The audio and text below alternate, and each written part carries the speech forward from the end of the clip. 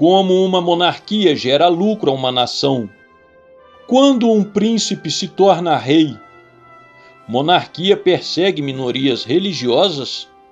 Um partido monarquista? O príncipe deputado pode ser imperador?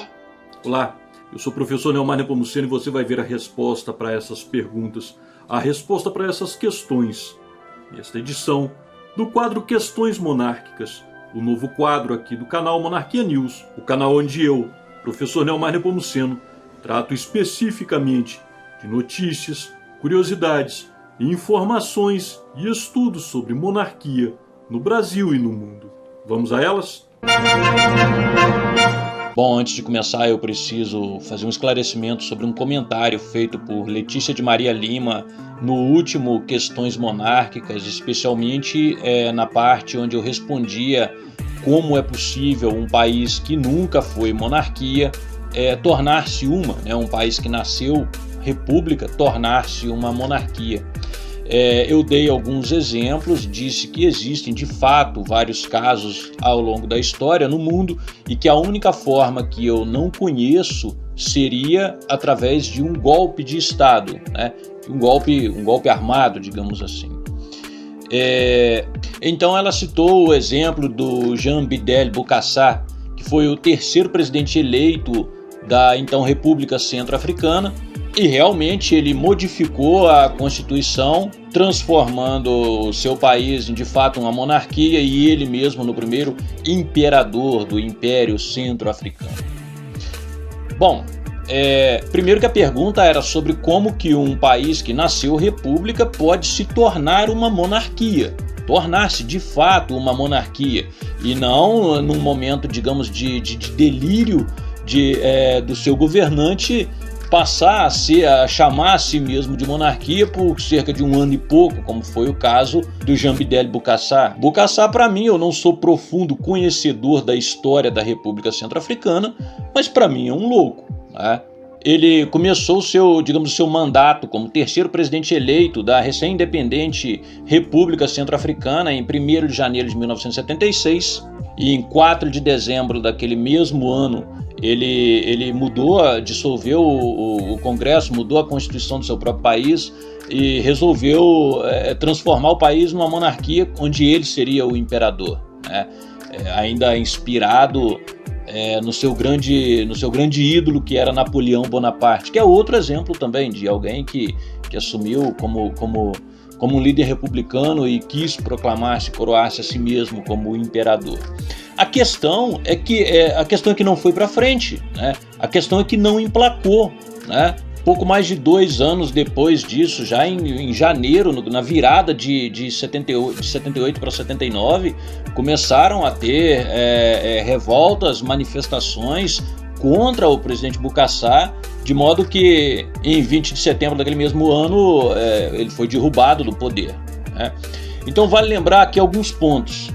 O fato de um presidente da República, num momento de loucura, de devaneio, ter proclamado a si mesmo monarca e seu país como uma monarquia, não faz dele uma monarquia de fato, né? Principalmente quando isso teve uma duração de 2 anos, não foi aceito pelo seu povo, gerou revolta, gerou motim, né? A chamada cerimônia de coroação que ele havia convidado, que ele havia programado, chefes de estados convidados não compareceram. Seu próprio filho declarou que o regime do pai era insustentável, ou seja, o fato de em algum momento na história de algum lugar um louco ter se proclamado rei não faz daquele lugar uma monarquia de fato. Um outro exemplo que a gente pode citar claramente na própria África é o do famoso Idi Amin Dada, que assumiu o poder em 1971 em Uganda, né? E entre tantas loucuras que ele cometeu, em 1977 ele passou a declarar-se o conquistador do Império Britânico e proclamou-se a si mesmo como rei da Escócia. Isso não faz dele de fato o rei da Escócia, né? Então, a meu ver, nem Bokassa nem Idi Amin Dada jamais foram monarcas de fato, apenas tiranos loucos, e isso não faz de seus países em momento algum uma monarquia de fato. Apenas uma república que, entre tantas loucuras que são comuns em regimes republicanos, em algum momento o seu governante louco se proclamou rei. nada mais do que isso. A primeira pergunta foi feita por Rock MMDC. Ele perguntou o seguinte: professor, a Arábia Saudita é uma monarquia e persegue a minoria cristã. Então existe monarquia que persegue minoria, sim, ou não é bem assim por lá?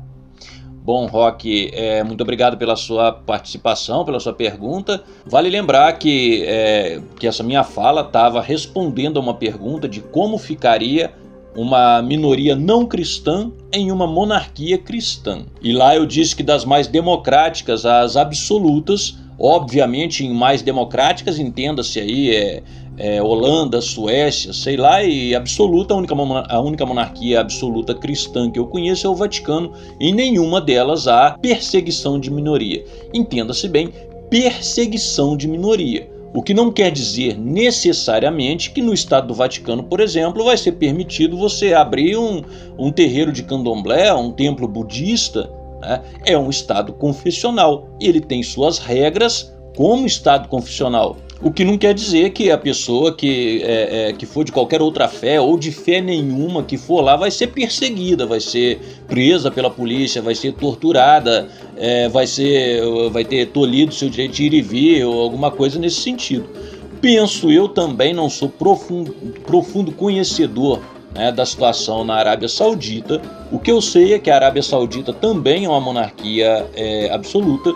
É um Estado teocrático islâmico, inclusive lá, assim como em outros países também, o Alcorão tem status de constituição no país. E entre suas regras próprias consta que não é permitido culto público, não é permitido prática pública de outra religião que não seja a religião islâmica. Sei que existem missões da Igreja Católica lá, existem bispos, padres, missionários, assim por diante. Sei que existe de outras denominações cristãs também. Agora vamos lá. Por exemplo, entre as regras do país está que culto público de outra religião, a sanção é pena de morte. Eu particularmente não concordo com isso, né? Não aprovo, não estou defendendo o regime deles, muito pelo contrário, né? Acho que as monarquias absolutas, de uma maneira geral, especialmente a Arábia Saudita, é bem complicado de se defender. Mas o importante de tudo mesmo é esclarecer que essa resposta estava dentro de uma pergunta de como ficariam as minorias não cristãs em uma monarquia cristã, ou das minorias não católicas em uma monarquia católica, que particularmente penso ser o que se aplica à nossa realidade aqui como brasileiro, né? As outras realidades, as outras monarquias no mundo, as outras culturas, inclusive religiosas no mundo, aí não tem como eu dar conta de tudo isso. Mesmo assim, muito obrigado pela oportunidade de esclarecer, valeu pela participação. A segunda pergunta foi feita por Tiago.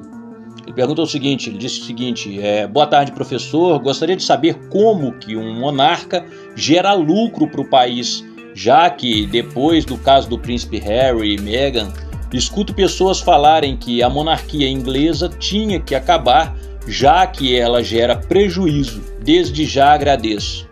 Tiago, é aquela história que eu sempre bato na tecla aqui, né? As pessoas que não entendem do assunto, nem procuram entender, mas recebe uma postagem encaminhada numa rede social qualquer, lê aquilo e já se sente doutor, né? Já se sente o mestre do assunto. A totalidade das pessoas que vêm com esse tipo de argumento falacioso, que monarquia, você tem que sustentar a suntuosidade da família real, você tem que sustentar a nobreza, né? Eu acho ridículo quando alguém fala isso, como se alguém que recebe um título de nobreza fosse uma espécie de funcionário da monarquia e pago pelo erário e assim por diante. No vídeo passado também eu expliquei essa questão de que em toda a monarquia, pelo menos as monarquias constitucionais parlamentares ocidentais, como é o modelo, né, que nos inspira aqui no Brasil, em todos esses casos, né, o Estado paga, inclusive modestamente, se comparado com as repúblicas, uma família real, família imperial, seja lá como for, né? Ao caso que aqui no Brasil, por exemplo, a nossa república já paga, já sustenta, inclusive baseado na Constituição da República Federativa do Brasil, um presidente, um vice-presidente e 8 ex-presidentes da República. Então, de cara, baseado nisso, eu penso que a forma como a monarquia ou o monarca gera lucro é custando menos, né? Um monarca custa bem menos, o sistema monárquico custa bem menos do que o sistema republicano, conforme já demonstrado no vídeo passado, comparando a situação do Brasil monárquico com o Brasil republicano. Mas vamos pegar outros exemplos pelo mundo aí. Na Suécia, por exemplo, os seus parlamentares, né, o que seriam seus deputados, não tem carro oficial, anda no próprio carro ou de ônibus, mora em apartamento funcional, compartilha a lavanderia, lava as próprias roupas, fazem a própria comida e nem recebem salário, recebem restituição pelo dia trabalhado em prol do Estado. Todos têm suas próprias profissões, né? Seus meios de sustento, e o Estado restitui pelo dia que eles dedicarem ao Estado trabalhando, exercendo sua atividade parlamentar. No Principado do Liechtenstein, por exemplo, o seu monarca sequer recebe qualquer dinheiro, qualquer centavo do erário, do dinheiro público. Ele vive de seus próprios negócios, do seu próprio trabalho e não recebe nada mais por isso, né? Agora, as monarquias são hoje pouco mais de 1/3 das nações do mundo, né? Todo o resto é república. Pega aí nas repúblicas, seja ela qual for, em qualquer lugar, algum exemplo que sequer se assemelhe a estes exemplos monárquicos da Suécia, do Liechtenstein, dos países das monarquias nórdicas, do Japão e assim por diante. Me apresente um presidente da república, um chefe de estado ou de governo de uma república que em exercício não recebe qualquer dinheiro do erário, portanto não custando nada para a sua população. Se me apresentar, talvez eu mude de ideia. Mas respondendo sucintamente a sua pergunta, é isso. Como que uma monarquia ou um monarca gera lucro para um país? É simples, custando menos. Muito obrigado pela sua oportuna participação. O Elkis Machado perguntou o seguinte: professor, quando um monarca morre, o próximo na linha de sucessão já se torna imediatamente o rei ou continua sendo príncipe até a coroação?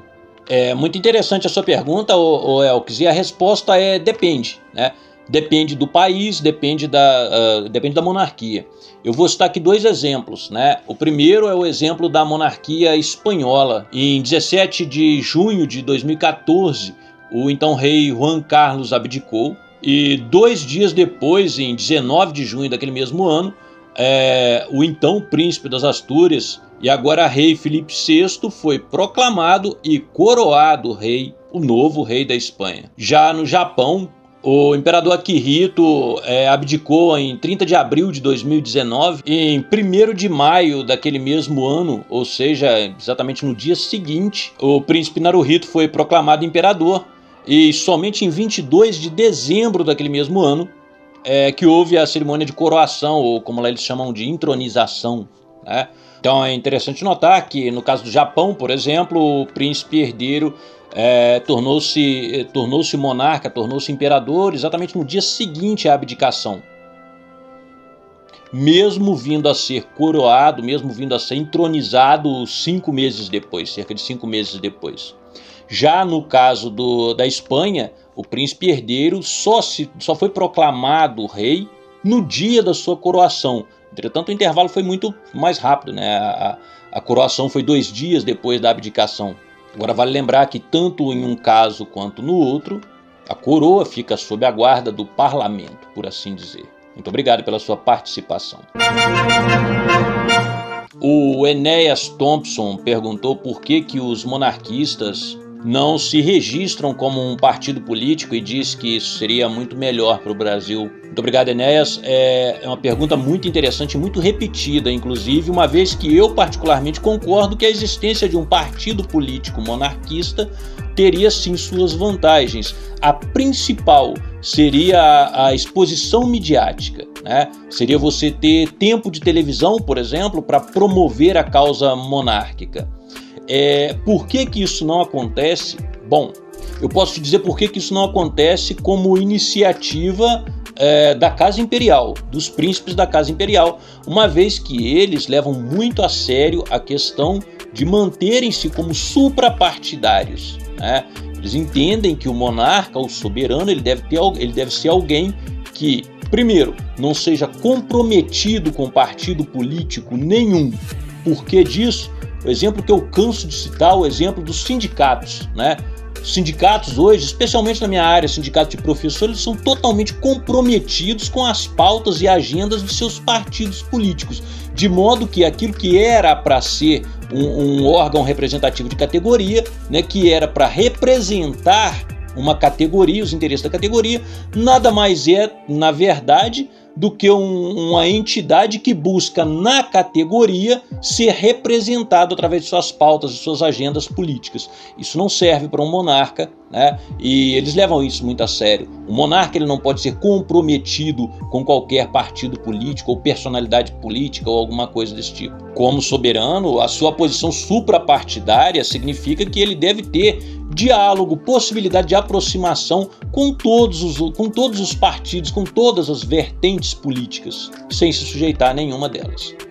A outra desvantagem, e isso daí eu penso que não se aplica somente aos príncipes, mas ao movimento monarquista em geral, é que infelizmente não existe forma legal de você impedir a entrada de pessoas, de certos tipos de pessoas, especialmente aqueles já engajados na velha política, mas principalmente tipos como o Alexandre Fruta, o Kim Tamaguchi da vida, né? Infelizmente, a gente não tem como impedir, filtrar eficientemente dentro da lei a entrada desse tipo de pessoas oportunistas que na verdade só iam manchar o movimento monarquista. Então, olhando assim superficialmente, né, a impressão que nos dá é que realmente um partido monarquista seria mais interessante porque daria exposição midiática, mas se for analisar mais friamente não é interessante não. Eu penso que o interessante mesmo seria que mais e mais e mais monarquistas em outros partidos, nos partidos já existentes, se candidatassem, disputassem eleições, ocupassem cargos públicos, sem a necessidade de fundar um partido. Mas em outros países existem, né? Mas penso que não seja muito bom, muito apropriado para a nossa realidade, não. Muito obrigado pela sua participação. A última pergunta foi feita por Rei Ded. Ele pergunta se o príncipe deputado Luiz Felipe de Orleans e Bragança não faz parte da linhagem real. Bom, Rei Ded, eu vou supor que da linhagem real, o que a gente vai entender como linhagem real, né?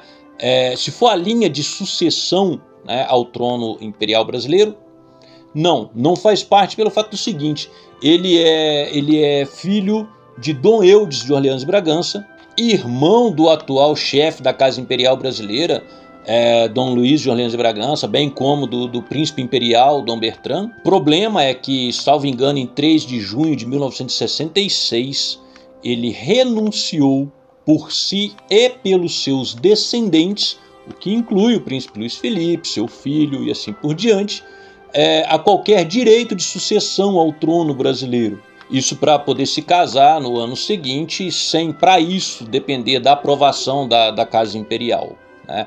Portanto, se o príncipe Luiz Felipe faz parte da família imperial brasileira, faz parte, né? Faz parte da descendência dos nossos últimos monarcas, certamente, né? Faz parte da linha de sucessão ao trono brasileiro? Não faz, porque o seu pai renunciou aos direitos de sucessão por si e pelos seus descendentes, que inclui Dom Luís Felipe. Muito obrigado também pela sua participação. Então é isso, essas foram as questões monárquicas de hoje. Conforme já disse lá no canal Professor Neomar Nepomuceno, a partir da criação deste canal Monarquia News, as perguntas especificamente sobre este assunto serão respondidas exclusivamente neste canal. Então não se esqueça de deixar a sua questão aqui nos comentários. Esse vídeo não se esqueça de curtir. Gostou? Contribua da forma mais civilizada de que for capaz, dizendo por que e em que podemos melhorar. Contribua com o crescimento do canal, compartilhando esse vídeo com seus amigos em suas redes sociais. Vídeos e conteúdos como esse, visite e se inscreva no canal Monarquia News. Saudações monárquicas e até a próxima.